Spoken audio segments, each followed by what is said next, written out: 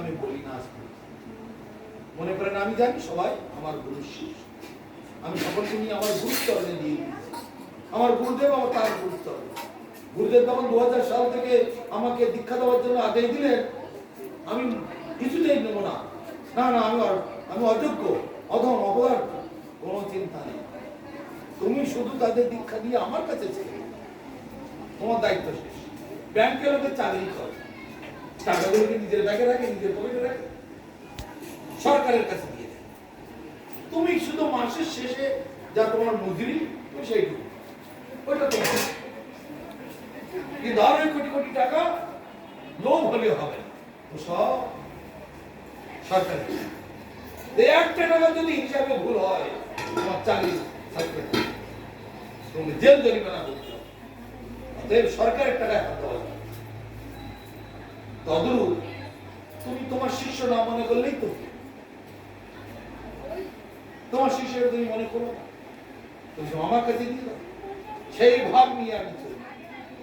সেদিন এখনো পর্যন্ত মাথা উঁচু করে সমাজে আমি ঘুরে বেড়াই, মাথায় ভাতটা কম আছে, হালকা। আপনারা যারা যারা আমার কাছে আশ্রয় গ্রহণ করেছেন, আমি আপনাদের সকলকে নিয়ে আমার গুরুচরণে ছেড়ে দিই।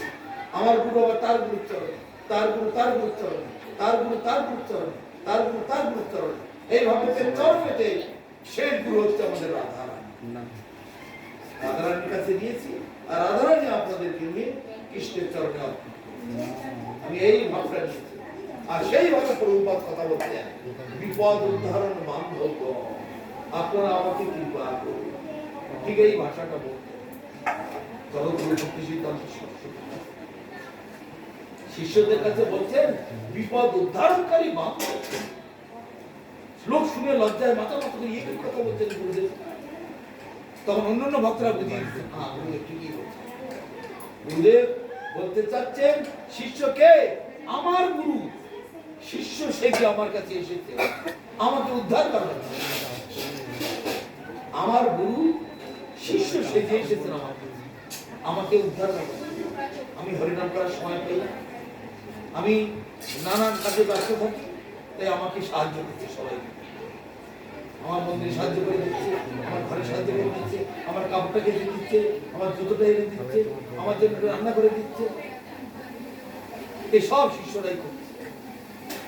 কারণ আমার নিজেই শিষ্য সেজে এসে আমাকে উদ্ধার করার জন্য তারাই সব। এইরকম বিচার, এই হচ্ছে শ্রী চৈতন্য সারস্বত মঠ, এই হচ্ছে গৌরী মঠের মূল আদর্শ। এই গৌরী মঠের আদর্শ নানাভাবে বিঘ্নিত হতে লাগলো। তখন আমাদের পরম গুরুদেব ভক্তি ডক্টর শ্রীধরদেব গোস্বামী মহারাজ সেখান থেকে বেরিয়ে এসে শ্রী চৈতন্য সারস্বত মঠ, একেবারে খাঁটি প্রভুপদের সার বস্তুটি যাতে কি রক্ষা হয়, এই কথা। সেই জন্য আজ এই আমাদের মানে আসল গুরুপূজার অর্থ কি?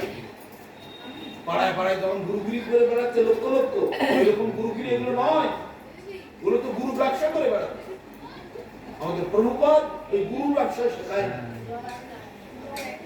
ওটা নরকে যাওয়ার রাস্তা, নিজেও নরকে যাবে আর সবগুলো দিয়ে। পুরীতে যাওয়ার সময় মহাপ্রভু একটা কুয়োর মধ্যে তাকিয়ে হেসেছিলেন, সবাই পেছনে ঝুঁকতে যাচ্ছে, কি হলো কুয়োর মধ্যে তাকিয়ে হাসলেন কেন? কেউ বলতে পারবে। নিত্যানন্দের কাছে জিজ্ঞাসা করলেন, নিত্যানন্দ বলতে ভালো করে দেখো তো কুয়োর মধ্যে কি আছে। একটা বড় একটা ব্যাগ, আর কি আছে হাজার হাজার ছোট ছোট ছোট ব্যাগ। তো প্রভু এখানে হাসলেন কেন? ওই ব্যাগটা, বড় ব্যাগটা আগের জন্মে গুরু ছিল, আর এই হাজার হাজার ছোট ব্যাগ এগুলো সব ছিল তার শিষ্য। তো গুরু যেমন নরকে গেল, ব্যাগ হয়ে জন্মালো, শিশুগুলো সেখানে জন্মালো। তাই মহাপ্রভু একটু হরিনাম করে গেলেন, তোমরাও হরিনাম করো। আর সবাই তখন এই পুরীতে যাওয়ার সময় ওই রাস্তায় ওখানে ওই কুয়োর দিকে তাকিয়ে হরে কৃষ্ণ বলে উঠছে। নিত্যানন্দ প্রভু তাই করলেন, সব ভক্তরা 400-500 ভক্ত ওই কুয়োর মধ্যে তাকিয়ে হরে কৃষ্ণ বলে উঠছে, কারণ ওই জীবগুলোকে উদ্ধার করা। বর্ষানাতে সেখানে একটি দর্শনীয় জায়গা, মিউজিয়ামের মতো করা, বিরাট একটা সাপ, আর তাকে হাজার হাজার পিঁপড়ে, লক্ষ লক্ষ পিঁপড়ে তাকে মনে মনে খাচ্ছে। মশানাতে একটা মিজোবান যাচ্ছে, মিজোবান প্রদর্শনী করে রেখেছে, সেইখানে সব দিকে অবাক, কি কাণ্ড, কি কিরম দৃশ্য, একটা অজগর সাপ লক্ষ লক্ষ পিঁপড়ে তাকে ফিরে ফিরে খাচ্ছে। ব্যাপারটা কি? তখন পূজারীকে ডাকলো, মন্দিরের ম্যানেজমেন্টে যারা আছে, এটার অর্থ বুঝতে পারলাম না।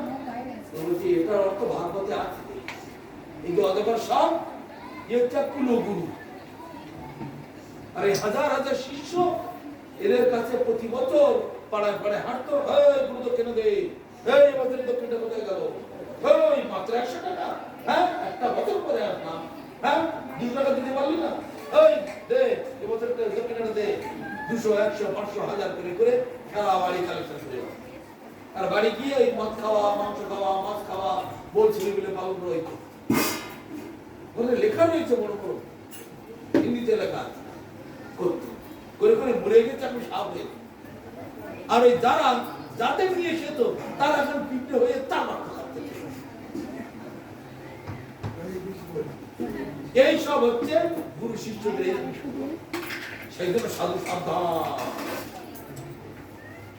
ভগবান বলছেন যে ওই ভগবত বক্তা উপায় ছাত্রলাভ ধরে অন্তপুরুষম অবদেশান কিন্তু ভাগবত গীতা, ভগবান তার নিজেকে পাওয়ার উপায় নিজে বলছেন, এই পথ নিয়ে আমার বাড়িতে এসে, এতে সুদা কি হতে পারে? প্রকাশ্য সভায় 2009 4 ডিসেম্বর গুরুদেবের জন্মদিন ছিল, সেই জন্মদিনের অনুষ্ঠান, সেইখানে প্রকাশ্য সভায় মাইক্রোফোনটা নিয়ে চারদিকে দেখতে লাগলে কে কোথায় আছে, সবাই ওই কি করছে আরতি প্রার্থী করার পরে বসলেন, দেখছি দেখে পরামর্শ সামনে বসে আছে, তার দিকে তাকিয়ে 3 বার জয় দিলেন, এখন 3 বার জয় দিলেন, 3 বার প্রণাম করলেন। কি কাণ্ড, গুরুদেব কি করতে চাইছে? গুরুদেব বলতে চাইছেন তোমরা সবাই আমার নামে জয় দাও, আমাকে পুজো করো, আমি এখন অবসর নিতে চলেছি, আমি এখন শেষ অবস্থায় এসে পৌঁছেছি, আমি আবার যাকে জয় দিচ্ছি, যাকে প্রণাম করছি, তোমরা আগামী দিনে তাকে জয় দেবে, তাকে প্রণাম করবে, তাকে তার অনুগত্য হয়েছে। এই হচ্ছে গুরু মহারাজের ইশারা। ঠিক এমনি ভাবে প্রভুপাদ সীতার মর্যাদার জন্য করেছে, আগে করে ডাকলেন, এই তুমি শ্রী মন্দিরে গান করো, এই তুমি একটু করো, তুমি একটু করো, কে কার কোনটা অধিকার এটা একটা করে দেখি। তা গুরু মহারাজ এইভাবে শেষ লীলা করে দিয়েছে। দেহ ত্যাগ করার পূর্বে শুধু করে পরামর্শ ডেকা, পরামর্শ ডেকা, পরামর্শ কোথায় আছে শিখলে ডেকা। কিন্তু সেখানে অনেক ঝগড়া গন্ডগোল হয়ে গেছিল, আপনারা সবাই শুনেছেন, থানা পুলিশ জেল প্রকাশ করে গুরু মহারাজকে সেইভাবে একটা আত্মস্থিতি হয়ে যাচ্ছে নিঃসন্দেহ। কিন্তু সত্য কথা, কলিযুগে সত্য কথা চাপা পড়বে, তাই মহাজনেরা বলছেন মিথ্যাকে সহজে ছড়িয়ে দেওয়া যায় কিন্তু প্রতিষ্ঠিত করা যায় না, আর সত্যকে চাপা দেওয়া যায় কিন্তু বিলুপ্ত করা যায় না। মিথ্যাকে ছড়িয়ে দেওয়া যাবে, জগতে কত মিথ্যাকে ছড়িয়ে দেওয়া, কিন্তু প্রতিষ্ঠিত করতে পারবে। যেমন এই পাকিস্তান এখন এই আবহাওয়া বলে যাচ্ছে, হ্যাঁ 5টা রাফেল ফেলে দিয়েছি, মেরে শেষ করে দিয়েছি, এই খবর দেখে, কিন্তু একটা সমিতি আছে ফ্রান্স এসে বলে আমার রাফেল, আমার দেশ থেকে কিনেছে 5টা রাফেল, বলে দেখি দেখে যে সব রাফেল গোডাউনি সব কিনা। তাহলে পাকিস্তান মিথ্যা কথা বলছে, তাই মিথ্যাকে ছড়িয়ে দেওয়া যায়, প্রতিষ্ঠিত করা যাবে না, আর সত্যকে চাপা দেওয়া যায় কিন্তু শেষ করা যাবে না। তাই কলিযুগ মিথ্যার গলার যত বেশি সে তো বেঁচে যায়, সত্য মাথা নিচু করে দাঁড়িয়ে মারে খায়। এগুলো বাউলেরা গায়, বুঝলে? যারা সত্যিকারের পরমার্থ পথের অনুশীলনকারী হবেন তারা সত্য কথা মিথ্যা দিকে যাবে না। আর গুরুদেবের অন্তরের ইচ্ছা, তার শেষ ইচ্ছা, সারা জীবন ধরে তিনি যা ইচ্ছা করেছেন সেদিকে লক্ষ্য রাখবেন। একবার প্রথম থেকে এত লোক থাকতে মধ্যে গুরুদেব পরামর্শের হাত ধরে বিদেশে এত লোক থাকতে উনি যখন অসুস্থ বিদেশে প্রচারে পাঠাবার জন্য পরামর্শ দিয়েছেন। ওরা বলছে না একেবারে আসবে না, আমার অসুস্থ, ডাক্তার আমাকে বেড রেস্ট দিতে বলেছে। তখন গুরু মহারাজ বললেন আমার কাছে একজন মাত্র আছে যে আমার কথাটা বলতে পারবে, আমার সম্পদটা যে বিতরণ করতে পারবে, সে হচ্ছে পরমেশ্বর। ওই 2000 সনেতে রাশিয়ায় বিশ্ব ধর্ম সম্মেলন সেখান থেকে আবার মরিশাস, সেখান থেকে আফ্রিকা, সেখান থেকে সৌদি আরব,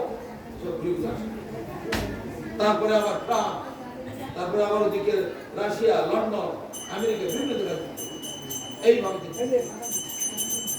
এগুলো সত্য ঘটনা, বাস্তব ঘটনা। কিন্তু যারা মৎসর্য পরায়ণ, মৎসরতায় ভুগছে, তারা এগুলো চাপা দেবে, বলবে না। যেমন আপনাদের বাড়ির ধারে কোন ছেলে, এই ওটা রাখো সব, আপনাদের আপনার বাড়িতেও এমএ পাস করে বসে আছে, আশেপাশে অনেকের বাড়িতে এমএ পাস করে বসে আছে, বলুন তার কারো মনে আনন্দ থাকবে? কেন? আমরা সবাই তো আগ্রহী করি, ও চাকরি পেয়ে গেল, 1.5 লাখ টাকা বেতন পাচ্ছে, মন খারাপ। তার মানে পরশ্রী কাতর, পরের সৌভাগ্যে কাতর হওয়া। ভক্তি ঠাকুর কীর্তনে রয়েছে, পর সুখে দুঃখী, পর দুঃখ সুখ। পাড়ায় ওই জাতীয় ছেলেগুলো সব মন খারাপ, তাদের মা বাবারও মন খারাপ। কিন্তু আবার হঠাৎ একদিন খবর এলো অফিস থেকে ফিরতে গিয়ে অ্যাক্সিডেন্ট করে ছেলেটা পড়ে গেছে, তাদের সকলের মনে আবার হাসি। পর দুঃখ সুখ বলো তো, ভালো বিচার করতে হবে। এবার আর কারো মনে আর দুঃখ নেই, আনন্দ। এই তো সমাজ। বৈষ্ণব হলে এরকম হলে হবে না, অন্তঃকরণ পবিত্র হতে হবে। তাই মহাপ্রভু বলছেন চেত দর্পণ মার্জন, চিত্তরূপ দর্পণ মানে আয়না, চিত্তরূপ দর্পণকে পরিমার্জন করো। ভব মহাদবাঙ্গী নির্বাপনা, এই ভব সংসারের চিন্তা জ্বালার আগুনতে সব জ্বলছে, সে সব নিভে যাবে। নিজেকে আগে পরিষ্কার করো। চেত দর্পণ মার্জন, ভব মহাদবাঙ্গী নির্বাপনা, শ্রেয় কৈরব চন্দ্রিকা বিতরণম, বিদ্যা বুদ্ধি জীবনম, আনন্দম বুদ্ধি বর্ধনম, সর্বাত্মে স্নাপনম, পরম বিজয়তে শ্রীকৃষ্ণ শান্তি। একমাত্র হরিনাম সংকীর্তনকে আশ্রয় করলে, সদ্গুরু চরণ আশ্রয় করে সমস্ত বিশ্ব ব্রহ্মাণ্ড সবকিছু জয়লাভ করে। এই হচ্ছে শিক্ষা, এই হচ্ছে আসল জ্ঞান। এটাই মহাপ্রভু দিয়ে গেছেন, এইটাই আমাদের গুরু মহারাজ। আজকের এই শুভ গুরু পূজার দিনেতে সকলের শুভ বুদ্ধি হোক, অসৎ বুদ্ধি, অন্যায় বুদ্ধি সব আপনাদের চলে যাক, আপনাদের জীবন ধন্য অতি ধন্য হোক। এটি আমি আমার গুরু মহারাজের কাছে প্রার্থনা করি, মহাপ্রভুর কাছে প্রার্থনা করি, আপনাদের সকলের মঙ্গল হোক। জয় ওম বিশ্ববাদ জগৎগুরু শিষ্যমাস ভক্তি সুন্দর গোবিন্দ দেব গোস্বামী গুরু মহারাজ কি জয়। ওম বিশ্ববাদ জগৎগুরু ভক্তি রক্ষক শ্রীধর দেব গোস্বামী পরম গুরু মহারাজ কি জয়। ভগবান শ্রীল ভক্তি সিদ্ধান্ত সরস্বতী গোস্বামী প্রভুপাদ পরমেশ্বর গুরু মহারাজ কি জয়। সমস্ত গোস্বামী বৃন্দ কি জয়। জয় হাওড়া উলবেড়িয়া আমসা বহিরা নিবাসী उत्तम किशोर दास अधिकारी प्रभु की जय। कदियों की ये बादशाही गुरु पूजा व्यास पूजा तथा वैष्णव सभा भागवत पाठ हरिनाम संकीर्तन महामहोत्सव की जय। तदुपलक्षे समागत समस्त गौर भक्तवृंद की जय। भुवन मंगल हरिनाम संकीर्तन की जय। सुशील कृष्ण दास अधिकारी प्रभु की जय। उत्तम कृष्ण प्रभु की जय। नारायण प्रभु की जय। समस्त वैष्णव मंडली की जय। हिताय गौर प्रमाणे। हरे कृष्णा हरे कृष्णा कृष्णा कृष्णा हरे हरे हरे राम हरे राम राम राम हरे हरे हरे कृष्णा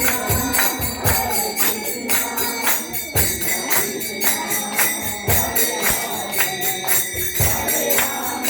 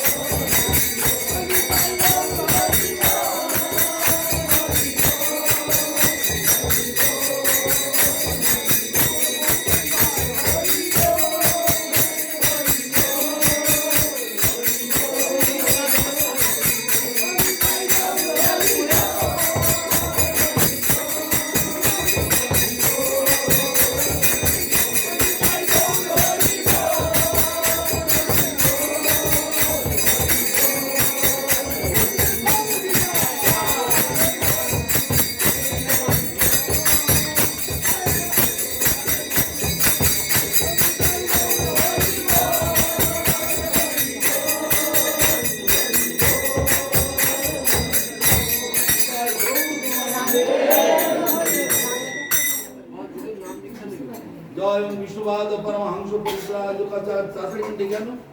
রাজুকাচার অষ্টতর শতশ্রী জগৎগুরু শ্রী তোমার ভক্তি সুন্দর মহারাজ কি শ্রী গুরু গৌরাঙ্গ রাম ধর্মা গোবিন্দ সুন্দর জিউ কি জয় জয় গুরু পূজা মহামহর্ষ কি জয় মহান্তরী বৈষ্ণব মণ্ডলী কি জয় মহাগত গৌর ভক্তবৃন্দ কি জয় ভুবন মঙ্গল হরিনাম সংকীর্তন কি জয় নিতাই গৌর ব্রহ্মানন্দে।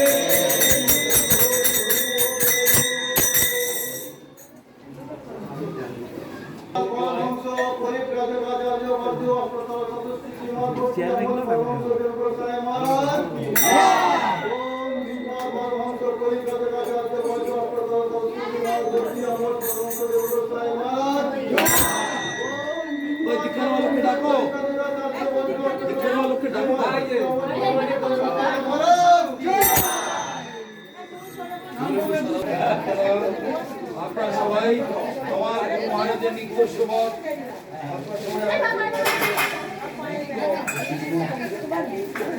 নিত্যকালের সেবা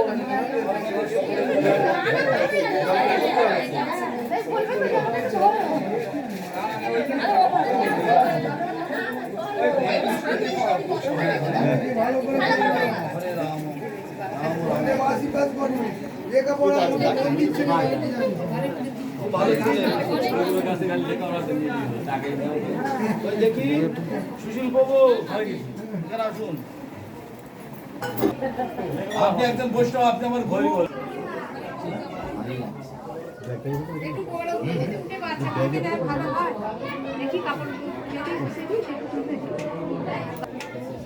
ধ্যান নারায়ণ অথোদরে বক্ষস্থলে মাধবাং গোবিন্দগিরি বাহু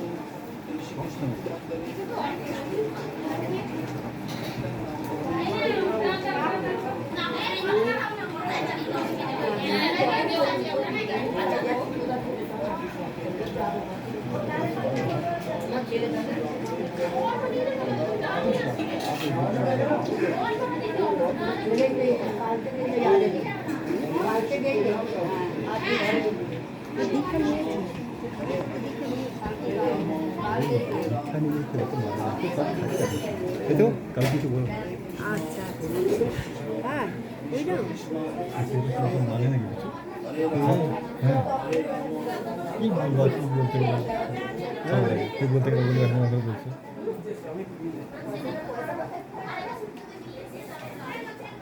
বাড়ি কোথায় ভুল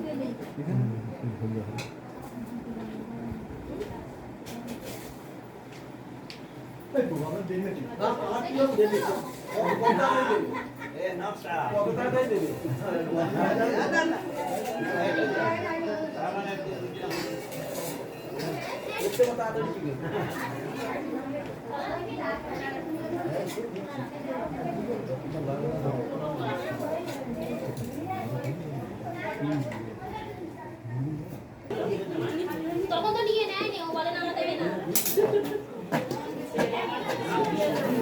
এই তুই দিবি? না না।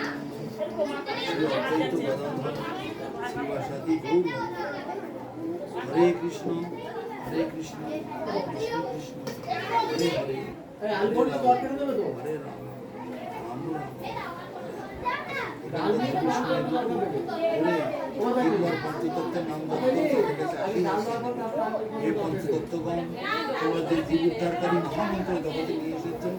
সেই মন্ত্র আমি তোমাদের প্রতিনিধি, তোমাদের নিজজন, তোমাদের উত্তরাধিকারী, তোমাদের পাঠানো দূত সেই সদ্গুরু চরণাশ্রয় লাভ করে তোমরা আমাকে আমাকে বল দাও, আমাকে শক্তি দাও, আমাকে আশীর্বাদ বলে তারপরে দেখো এদিকে চলে দিই থেকে ধরে বলল হরে কৃষ্ণ কৃষ্ণ কৃষ্ণ হরে হরে হরে রাম রাম রাম হরে বাবা হরে কৃষ্ণ কৃষ্ণ কৃষ্ণ হরে হরে রাম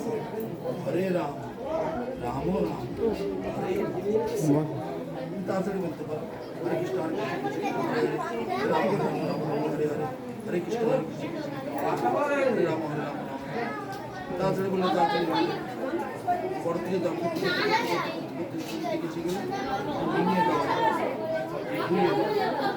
নিয়ে আবার এই ছোট ছোট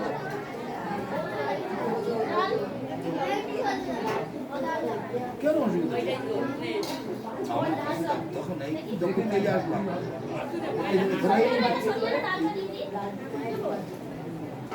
তোমার এই আমি কত বড়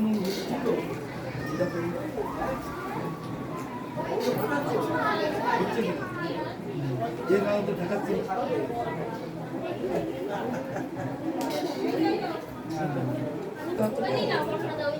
বেশি ভালো করে পারে ক্লাস করতে করতে সম্ভব তোমার নাম কি বলো হ্যাঁ কি সোমা ঘোষ।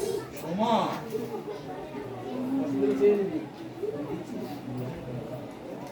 তোমার নাম হবে আজ থেকে সত্য হীরা দেবী দাস সত্য হীরা দেবী দাস। হীরা জগতে হীরাই রত্ন সত্য হীরা শ্রেষ্ঠ রত্ন একমাত্র রাধা বুঝতে পারছো? মনে রাখবে তোমার নাম সত্য হীরা দেবী দাস মনে রাখবে তো? এষ সচন্দন পুষ্পং ঐং শ্রী গুরবে নমঃ। দিয়ে দাও। এই সব দাও। আর কে কি এনেছো ফলমূল এগুলো সব ধরে নিয়ে যাও। মিষ্টান্ন দ্রব্যং দণ্ডুলং বস্ত্রং পুষ্পং দক্ষিণা কাঞ্চনং সর্বং ঐং শ্রী গুরবে নমঃ।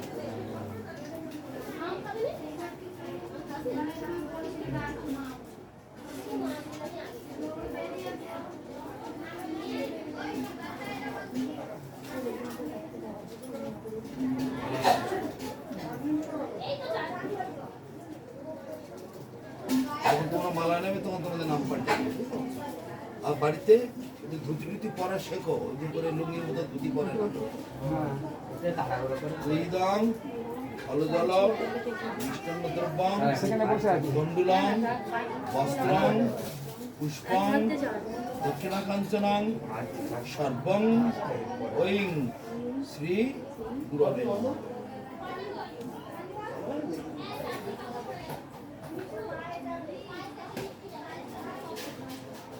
তোমার যাবে না নিয়ে যাবে তো না ফেলে রেখে দাও দিয়ে দাও। এই জায়গাটা কত